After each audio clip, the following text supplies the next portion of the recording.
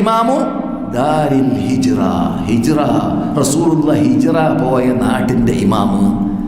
അതിനേക്കാളും വലിയ നല്ല പേര് വേറെന്ത് വേണം? മൂപ്പർക്ക് കിട്ടിയ പേരതാണ്, മൂപ്പർക്ക് മുസ്ലിം ലോകം നൽകിയ പേരതാണ്. ഇമാമു ദാരിൽ ഹിജ്റ ലാ യുഫ്താ വമാലികും ഫിൽ മദീന.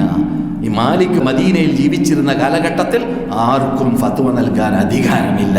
അത്രയും വലിയ സ്റ്റാൻഡേർഡിലേക്ക് എത്തിയതായ വ്യക്തിത്വമാണ് മാലിക് ഇബ്നു അനസ് അൽ അസ്ബഹി റഹ്മത്തുള്ളാഹി അലൈഹി. ഇവിടുത്തെ ഖാദി, ഖതീബ്, മുഫ്തി, ഇമാമ് എല്ലാമായിരുന്നു മഹാനായ ഇമാം മാലിക് ഇബ്നു അനസ്. അദ്ദേഹം പറയുകയാണ്, ഒരാൾ അള്ളാഹുവിൻ്റെ മതത്തിൽ ഇല്ലാത്തൊരു കാര്യത്തെ അവൻ്റെ പോക്കറ്റിൽ നിന്നിട്ട് യാതൊരു തെളിവും ഇല്ലാത്ത രൂപത്തിൽ ഉണ്ടാക്കി കഴിഞ്ഞാൽ അതിൻ്റെ അർത്ഥം മുഹമ്മദ് സല്ലല്ലാഹു അലൈഹി വസല്ലം അള്ളാഹുവിൻ്റെ ദൂതർ വഞ്ചകനാണെന്ന് പറയലാണ്. തൊള്ള കൊണ്ട് പറഞ്ഞില്ലെങ്കിലും ലിസാനുൽ ഹാലി അഖ്വാ മിൻ ലിസാനിൽ മഖാൽ. തൊള്ള കൊണ്ട് പറയുന്നതിനേക്കാളും കട്ടിയുള്ളതാണ് പ്രവർത്തനം കുറിക്കൽ, അല്ലേ? ഒരാളെ പ്രവർത്തനം കുറിക്കൽ തൊള്ള കൊണ്ട് പറഞ്ഞോളുന്നില്ല, തൊള്ള കൊണ്ട് പറയുന്നതിനേക്കാളും കട്ടിയുള്ളതായ ഒന്നാണ്. ഒരു മനുഷ്യൻ ബിദ്അത്ത് ചെയ്യുക, ബിദ്അത്ത് സ്വയം തന്നെ പ്രവർത്തിക്കുക. അപ്പോൾ എന്തായി മാറി? അല്ലാഹുവിൻ്റെ റസൂല് വഞ്ചകനാണ്. എന്തുകൊണ്ട് വഞ്ചകൻ എന്ന് അദ്ദേഹത്തിൻ്റെ പ്രവർത്തനം കുറിക്കുന്നു? അദ്ദേഹം ചെയ്യുന്ന പ്രവൃത്തി റസൂലുള്ളാഹി പറഞ്ഞിട്ടില്ല, കൽപ്പിച്ചിട്ടില്ല, റസൂലുള്ളാഹിനെ തൊട്ട് സഹീഹായ ഹദീസിൽ വന്നിട്ടില്ല.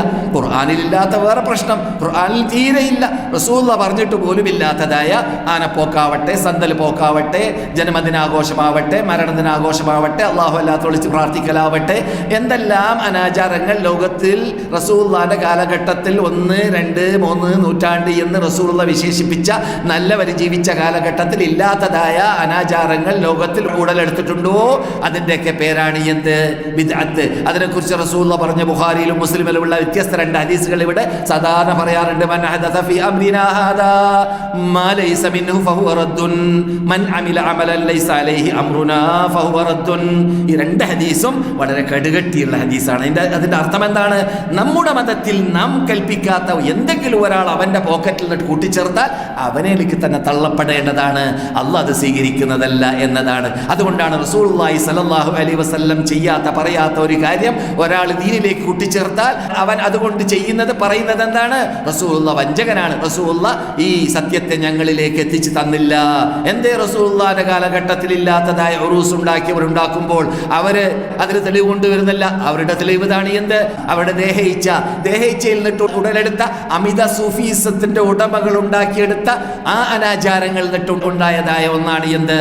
ആ സൈസിലുള്ളതായ ചിന്താഗതികൾ. ആ ചിന്താഗതികളോട് എന്നേക്കുമായിട്ട് നാം വിടവാങ്ങാൻ വേണ്ടിയാണ് ഇമാം മാലിക് ഇബ്നു അനസ് അൽ അസ്ബഹി ഇവിടെ വെച്ചിട്ട് തീരുമാനം എടുത്തത്. എന്ത്? ആരെങ്കിലും അള്ളാഹുവിൻ്റെ റസൂല് കൊണ്ടുവന്ന ഈ വിശുദ്ധ മതത്തിൽ അള്ളാഹുവിൻ്റെ റസൂല് പറയാത്ത ഒരു കാര്യം ചെയ്യുകയോ പറയുകയോ ചെയ്തിട്ട് അത് ദീനിൽപ്പെട്ടതാണ് എന്ന് വാദിക്കുകയാണെങ്കിൽ അവൻ എന്ത് ചെയ്തു?